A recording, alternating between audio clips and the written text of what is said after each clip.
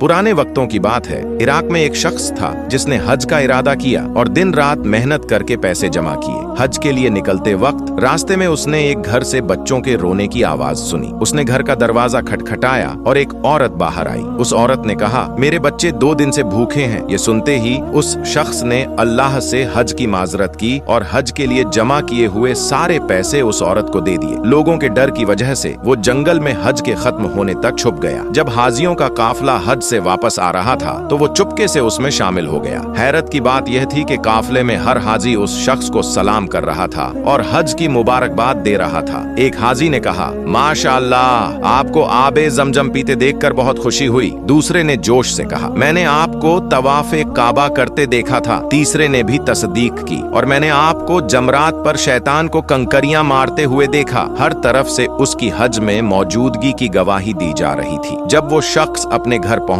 तो उसके घर वालों ने भी बहुत खुशी से उसका इस्तकबाल किया और हज की मुबारकबाद दी। लेकिन वो अंदर ही अंदर परेशान था। वो सोचने लगा, मैं तो हज पर गया ही नहीं था, तो यह सब लोग क्यों कह रहे हैं कि मैं वहां मौजूद था। यह माजरा उसकी समझ से बाहर था। इसी सोच में उसको नींद आ गई और वो सो गया। रात को उसने ख्वाब में देखा। ख्वाब में उसे बिशारत मिली कि ऐ नेक दिल इंसान, तुमने हज जैसी अजीम इबादत को छोड़कर अल्लाह की मखलूक की मदद की है। इसके बदले में अल्लाह ताला ने तुम्हारी शक्ल का एक फरिश्ता तुम्हारी जगह हज के लिए भेजा, और सिर्फ यही नहीं बल्कि उस फरिश्ते के हज का सारा सवाब भी तुम्हें ही मिलेगा।